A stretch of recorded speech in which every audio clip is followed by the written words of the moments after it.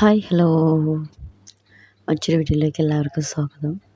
ഇത് പൂശാരിച്ചിക്കാവ് കോഴിപ്പള്ളിപ്പറമ്പ് ശ്രീ സുബ്രഹ്മണ്യ സ്വാമി ക്ഷേത്രം എന്ന് പറയും. അവിടെ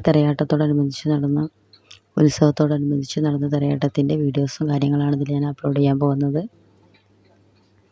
പൂശാരിശി എന്ന് പറയുമ്പോൾ തമിഴിൽ പൂജാരി എന്നുള്ള അർത്ഥത്തിലാണ് പറയപ്പെടുന്നത്. ഇവിടെ മുഖ്യപ്രതിഷ്ഠ എന്ന് പറയുന്നത് സുബ്രഹ്മണ്യ സ്വാമിയാണ്. അതുകൊണ്ട് തന്നെ ഇവിടെ എല്ലാ വർഷവും ഉത്സവം നടക്കുന്നത് മകരം തൈപ്പൂയത്തിന് മുമ്പായിട്ടാണ് ഉത്സവം നടക്കാറുള്ളത്. ഇവിടുത്തെ ഏറ്റവും നല്ലൊരു പ്രധാനപ്പെട്ട എല്ലാ കാര്യങ്ങളുണ്ട്. തിറയാട്ടങ്ങളുണ്ട്. കാരണം ഉപദൈവങ്ങളായവർക്കെല്ലാം തിറയാട്ടമായിട്ട് ആഘോഷിക്കുന്നു. പിന്നെ താലപ്പൊലിയോടനുബന്ധിച്ച് നടക്കുന്ന കാവടിയാട്ടം അതിവിടെ എല്ലാ വർഷവും നടക്കുന്നതാണ്. കാവടിയാട്ടം എന്ന് പറയുമ്പോൾ എല്ലാവരും കണ്ടിട്ടുണ്ടാകും. പക്ഷെ അതിനൊരു ഐതിഹ്യമുണ്ട്. കാവടിയുടെ ഐതിഹ്യം പ്രധാനമായും പഴനി മുരുകനുമായി ബന്ധപ്പെട്ടിരിക്കുന്ന കഥയാണ്. അതെല്ലാവർക്കും അറിയാം.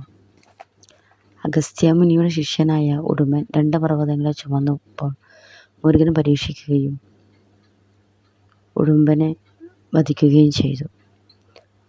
ആ സംഭവത്തെ തുടർന്ന് അടിസ്ഥാനമാക്കിയിട്ടുള്ളതാണ് മുരുകനും അനുഗ്രഹിച്ചിട്ടാണ് ഉടുമ്പൻ അവിടെ ദ്വാപാലകനായിട്ട് മാറിയിരിക്കുകയും ചെയ്തിരിക്കുന്നത്. കാവടി ചുമക്കുന്നത് നമുക്കൊരു അനുഗ്രഹം ലഭിക്കുകയും എന്ന് വിശ്വസിക്കുന്നു.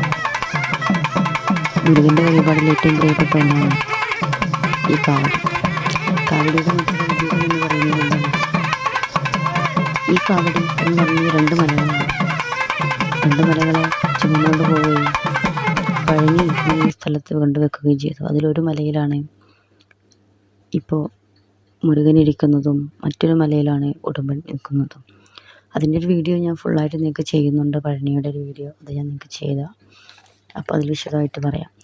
കാവടിയാട്ടം എന്ന് പറയുന്നത് പ്രധാനമായും മുരുകന് സമർപ്പിക്കുന്ന ഒരു വഴിപാടാണ്. തലയിലോ തോളിലോ ഏറ്റിയാടുന്ന വർണ്ണാഭമായ ഒരു വഴിപാടാണിത് എന്നാണ് പറയപ്പെടുന്നത്. പാൽക്കാവടി, ഭസ്മക്കാവടി, അന്നക്കാവടി, പീലിക്കാവടി, എണ്ണക്കാവടി, കർപ്പൂരക്കാവടി എന്നിങ്ങനെ പല സാധനങ്ങൾ കൊണ്ടും കാവടി ആളുകൾ ആടാറുണ്ട്.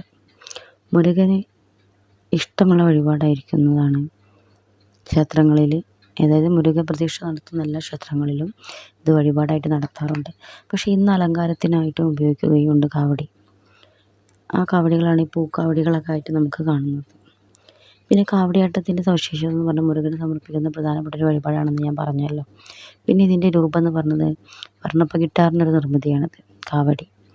ഇത് തലയിലോ തോളിലോ വഹിച്ചുകൊണ്ടാണ് ഭക്തിയുടെ വഴിപാടിൻ്റെയും ഭാഗമായി ആടുന്നതാണ്.